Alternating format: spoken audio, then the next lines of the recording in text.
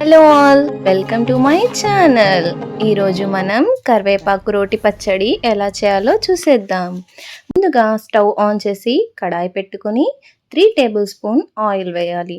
తర్వాత 10 ఎండుమిర్చి వేసి కొద్దిగా ఫ్రై చేయాలి.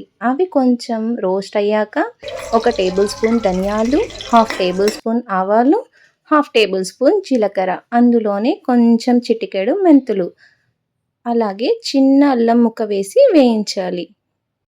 అవి బాగా వేగాక ఒక ప్లేట్లో పెట్టుకోవాలి.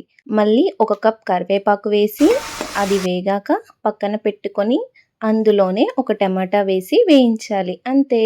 అందరూ మిక్సీయే యూజ్ చేస్తున్నారు కదా, అందుకే ఇప్పుడు రోట్లో కరివేపాకు పచ్చడి దంచే విధానం చూద్దామా?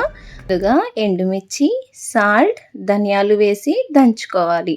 తర్వాత కొంచెం చింతపండు వేసి దంచుకున్నాక కరివేపాకు, టమాటా వేసి బాగా మెత్తగా దంచుకోవాలి.